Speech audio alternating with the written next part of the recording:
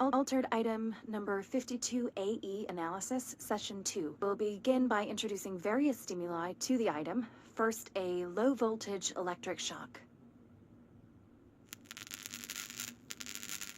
No response. Next, I will introduce heat via a standard Bunsen burner.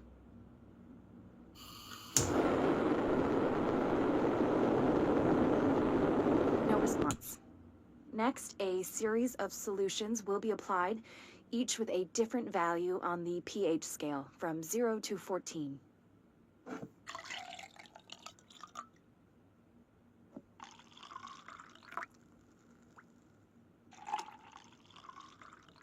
No response to any value. Next, I will attempt to communicate. Can you understand me? Can you understand my words? Quack if you can understand my words. No response. This concludes session 2. We'll need time to prepare further tests. Please state your name for the record. Paul Warren, astronaut, first class. And you are aware that exposure to the astral plane can result in death, disability, personal injury, corporeal untangling, cognitive collapse, loss of ego, and partial to full dementia? Yeah. I am. And you acknowledge that your use of the astral conduit, aka the X-ray light box, is purely voluntary? Yes, I do. Perfect. Your suit is good? Yeah. Okay, you're all set. Open the door for Mr. Warren, please.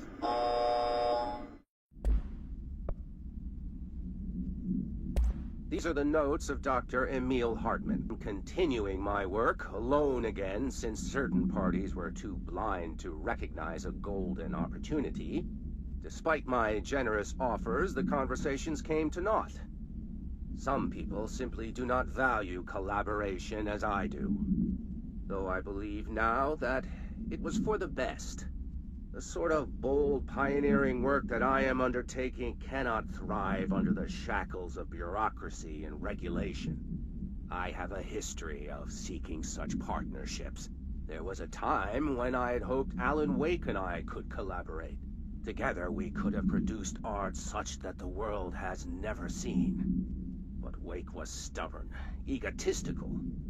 Writers usually are. Disappointing nonetheless. But now, like Tom before him, Wake has disappeared into Cauldron Lake. And this is where my work turns hypothetical. Since he was lost to the lake, Thomas Zane has been observed by various townspeople. This indicates to me that the individuals within the lake are not entirely gone. I anticipate Wake will similarly return one day. While I may harbor some resentment for the man, his raw talent and determination are undeniable.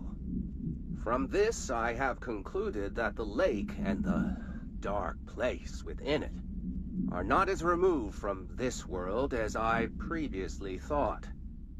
Given my acute awareness of what awaits within, my meticulous preparations, and my considerable education, I believe myself much more prepared than either Tom or Wake.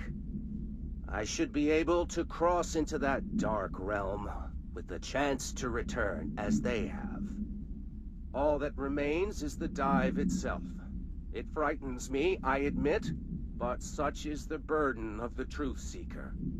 I will take my plunge into the dark tomorrow, with only the light of knowledge to guide me. It is time for a breakthrough. Until I return.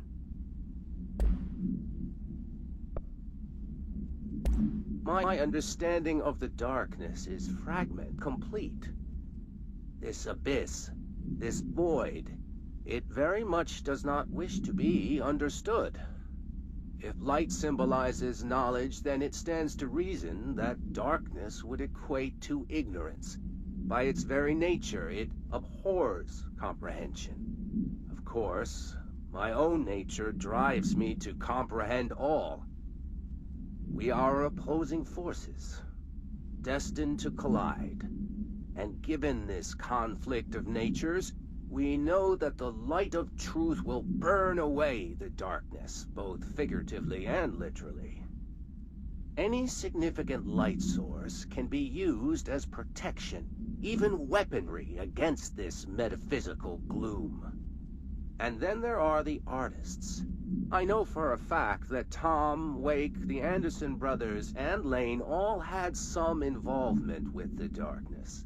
The question is whether their uncanny ability to affect reality through their art beckons the darkness, or did their work perhaps even create it? With Wake now secure in my lodge, I expect I shall grow closer to learning the answers to these questions. Assuming he cooperates, which is proving quite the challenge. Well, perseverance is the foundation of knowledge. Speaking of, I must be off on my rounds.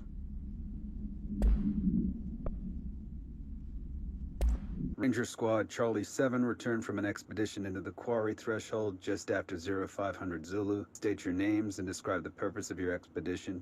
Kevin Horowitz. Rupert Wells. Our mission was to map quarry grid coordinates G29.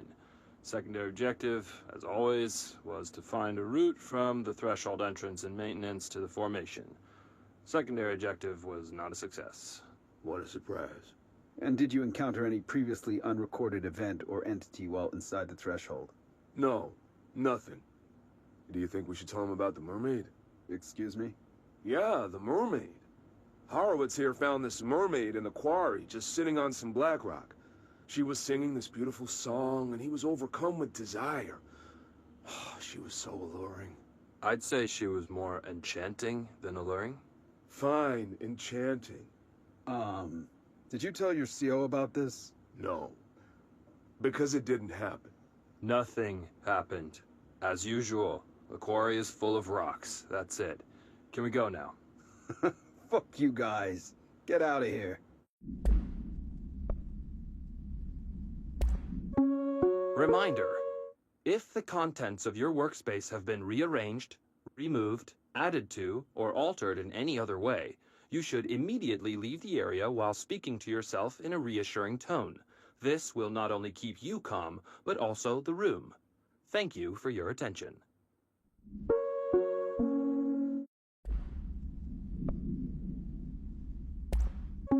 Reminder: all employees are required to report their hours at the end of each month. The Federal Bureau of Control maintains that time is not subjective, and hours passed on alternative planes cannot be claimed. Astral dives do not accumulate overtime compensation. Thank you for your attention.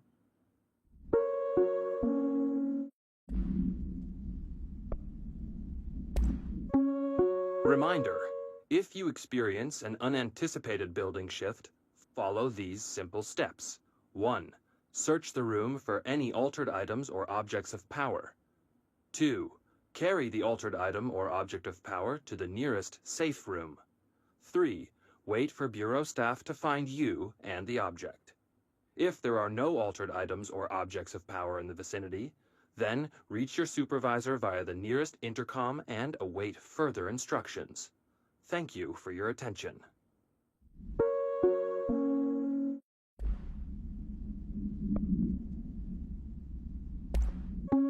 Reminder: the law of 3 also applies to all faucets within the oldest house. Be mindful and don't cause any aquatic misconduct. Thank you for your attention.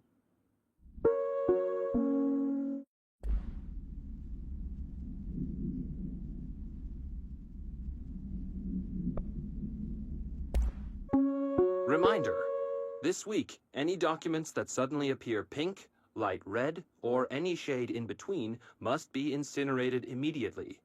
Failure to do so will result in termination and possible bodily harm. Thank you for your attention.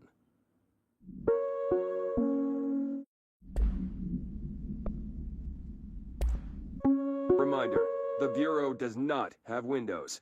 If you notice a window, immediately close your eyes and make your way to the nearest safe room. You are permitted to fashion a blindfold from an article of clothing. Any resulting lapse in dress code will be excused. Thank you for your attention.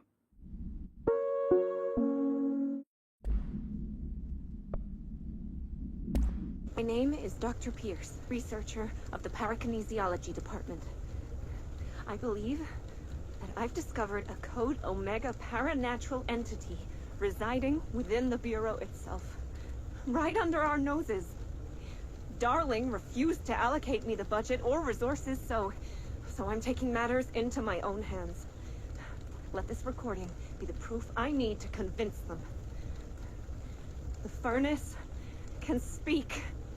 It's been talking to me for some time now. Listen.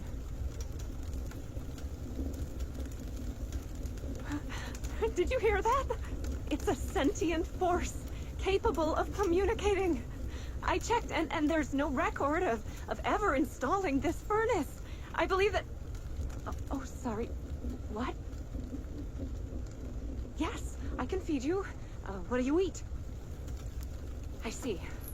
I'll try to find some volunteers.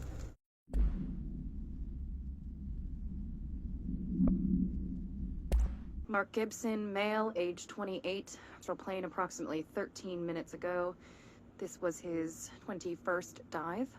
Patient is experiencing migraine-like pain, intense pressure behind the eyes, and partial blindness. He has no recollection of his time in the astral plane and appears severely disoriented. Preliminary examination revealed no immediate cause, so we will be sending patient for x-rays and... What the fuck is that thing? Thought it burst right out of him. Code Black! Get marshaled! Debrief for Mirror Excursion 7C, Agent Hardy. Hardy spent approximately 3 hours in the mirror. It's the longest time on record. Can you describe your experience inside, Agent Hardy?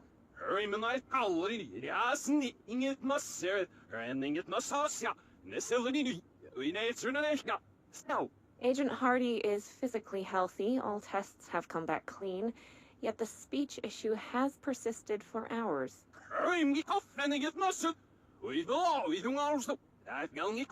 Calm down, Agent. It could be psychosomatic, but the fact that this only occurred after returning from the mirror makes a paranatural explanation more likely. I recommend a battery of tests and a Class Orange quarantine. Agent Fisher, Motel. Utilized surveillance methods are as follows. Fiber optic cameras slid under the individual room doors. Motion detectors in the lobby area. Tripwire, triggering a flash camera across the main entrance. Even fingerprint powder on the front desk. Results are varying at best. But mostly just... inconclusive and unusable. The footage is corrupted. Sometimes even the equipment is damaged. I don't know how, exactly. I think this place is making fun of me. That's the only explanation. I can hear them laughing and screaming behind the closed doors. I can hear the call bell go and ding multiple times a day, but when I look, there's no one there. I know I'm supposed to stay out of sight, but I've seen the doors closing just before I can catch even a glimpse of anyone or anything. They're messing with me, whoever they are. I think... Wait, shh. There's something. I gotta get this. Get the cable out. Come on, you fiber optic fuck. Cooperate. Okay, there we go.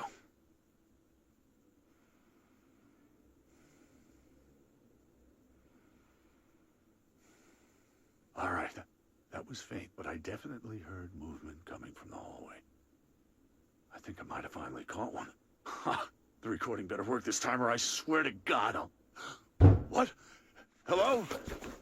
Who's there? Oh, shit. I'm with the FBC. Move away from the door. I have a... Where's my...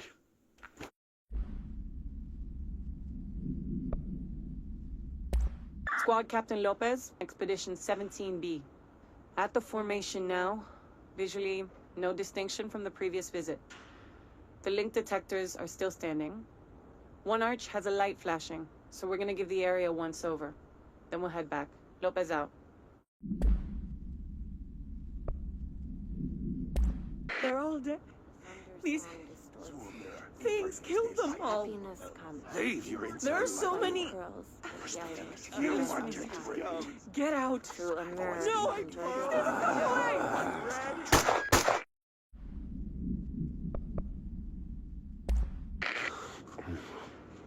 Oh, so good.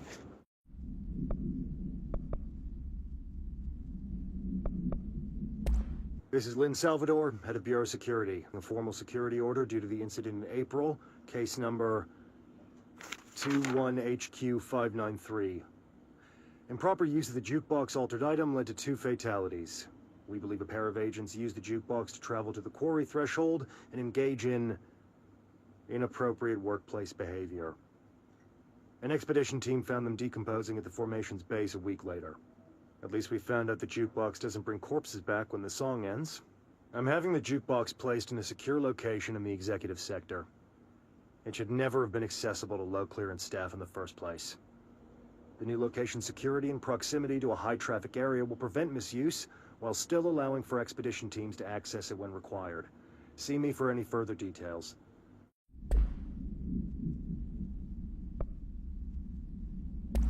Ramsey, Captain Note 7.25. Underhill sent us down this weird-ass threshold looking for whatever's making all these vegetables sprout. I will say this, it smells delicious. Ramsey, Ranger Captain Note 7.28, 6, 7, whatever. Still in the thresh mold.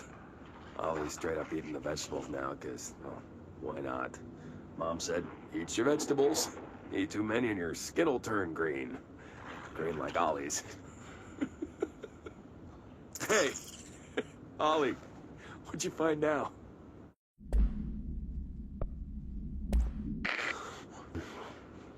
Oh, so good. Oh, need more.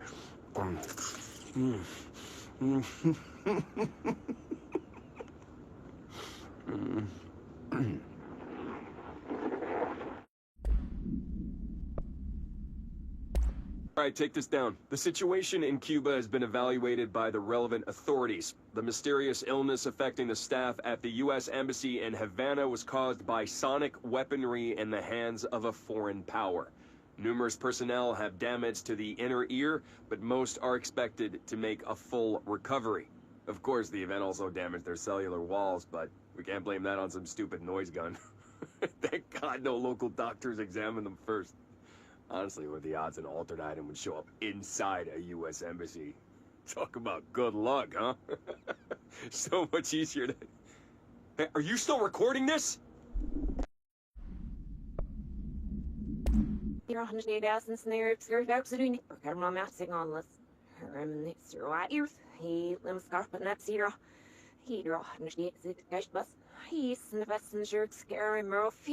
What? I can't understand you. You need to listen. I saw something in there. There is something inside. You need to lock down the mirror.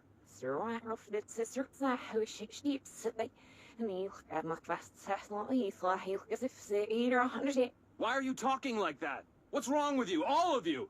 There's something in that fucking mirror.